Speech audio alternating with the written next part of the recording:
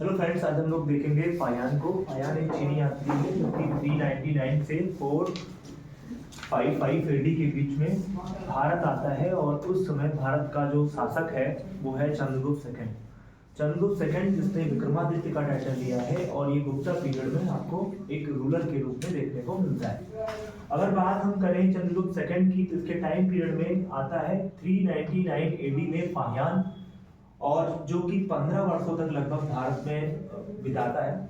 और 15 इयर्स वो भारत में बेसिकली आता क्यों है, पर्पज उसका क्या है, वो बौद्ध ग्रंथों जो बौद्ध एपिक हैं उनका अध्ययन करना चाहता है। साथ में वो भारत में बौद्धिज्म के जो प्रोमिनेंट प्लेसेस हैं, तीर्थ स्थल जो हैं बुद्ध से संबंधित, उन प्लेसेस को वो देखना चाहता है और एक ईगरनेस लेकर के वो भारत आता है। और इस ईगरनेस में वो बेसिकली स्थल मार्ग और जल मार्ग से होता हुआ भारत पहुंचता है। अगर हम चीनी यात्री फायान की बात करें तो इसके चाइल्डहुड नेम है, देखिएगा कुंड इसका नाम है, चाइल्डहुड नेम है। और बर्थ प्लेस जो है वो बुबांग है, चाइना में एक प्लेस है बुबांग, वहां पर पैदा होता है। और पर्पज मैंने देखिए लिखा है बौद्ध धर्म को जानने के लिए, बौद्ध ग्रंथ को पढ़ने के लिए, बौद्ध तीर्थ स्थलों पर जा करके बौद्ध धर्म के बारे में जानकारी लेना। अगर बात करें इसकी बुक की तो इसकी बुक का नाम फो क्यो की है, अंडरलाइन कर लीजिएगा, मोस्ट इंपोर्टेंट बुक है फो क्यो की। फो क्यो की में इसने मध्य देश का वर्णन किया है।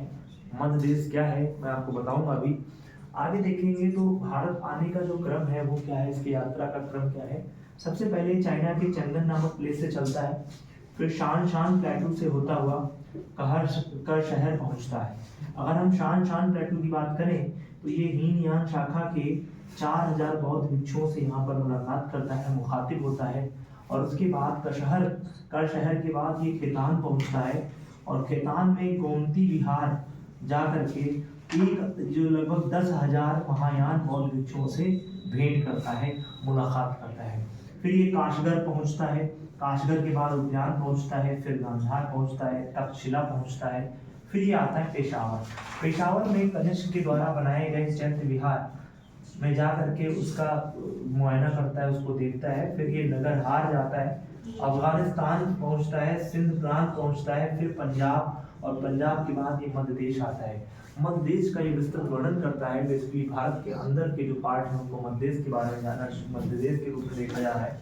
मध्य देश में इसने किन किन चीजों का वर्णन किया है तो बच्चे देखिएगा। पहला हमारा है ब्राह्मणों का बोलबाला है भारत में, इस बात की जानकारी देता है।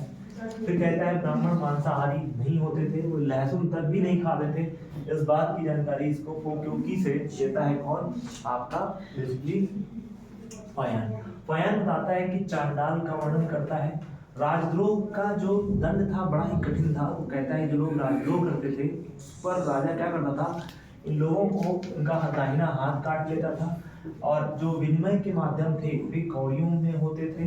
पाटलिपुत्र एक विशाल महलों को देख करके ये कहता है कि जरूर इनको दैत्यों ने बनाया होगा। ये पाटलिपुत्र के जब बड़े बड़े विशाल जो है महल देखता है तो ये चौंक जाता है और कहता है कि इन महलों को बनाने के लिए जरूर कहीं ना कहीं दैत्य लोगों ने पार्टिसिपेट किया होगा। अब हम अगला शासक लेंगे कुमारगुप्त।